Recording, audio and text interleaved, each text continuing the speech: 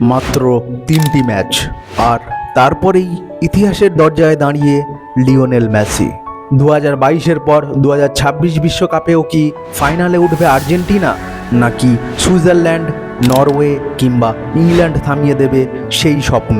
চলুন দেখে নেওয়া যাক বিশ্বকাপ ফাইনালে পৌঁছানোর পথে আর্জেন্টিনার সামনে থাকা শেষ 3টি বড় পরীক্ষা। গ্রুপ পর্বে দুর্দান্ত ফুটবল খেলেই আলজেরিয়া, অস্ট্রিয়া ও জর্ডানকে হারিয়ে নক আউটে ওঠে আর্জেন্টিনা। এরপর কেপ ভার্দে, তারপর মিশর, একে একে সব বাধা পেরিয়ে এখন তারা মাত্র 3 ধাপ দূরে আরেকটি বিশ্বকাপ ফাইনাল থেকে। কিন্তু এখান থেকেই শুরু আসল যুদ্ধ। প্রথম বাধা সুইজারল্যান্ড। এই দলটিকে হালকাভাবে নেওয়ার সুযোগ নেই, আর যদি এই বাধা পেরোতে পারে তাহলে অপেক্ষা করছে নরওয়ে অথবা ইংল্যান্ড, অর্থাৎ ফাইনালে যার প্রতিটি ম্যাচ হতে পারে ফাইনালের মতোই কঠিন।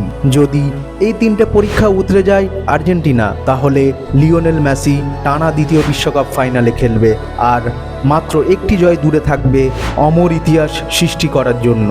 আপনার কি মনে হয়, মেসির শেষ মিশন সফল হবে, নাকি শেষ মুহূর্তে ভেঙে যাবে সেই স্বপ্ন? ধন্যবাদ। চ্যানেলে যদি নতুন হয়ে থাকেন তাহলে অবশ্যই সাবস্ক্রাইব করুন, আর হ্যাঁ, আপনার স্ক্রিনের সামনে যে ভিডিওটি ভেসে উঠছে সেখানে ক্লিক করুন। আপনার সঙ্গে ওখানেই দেখা হবে।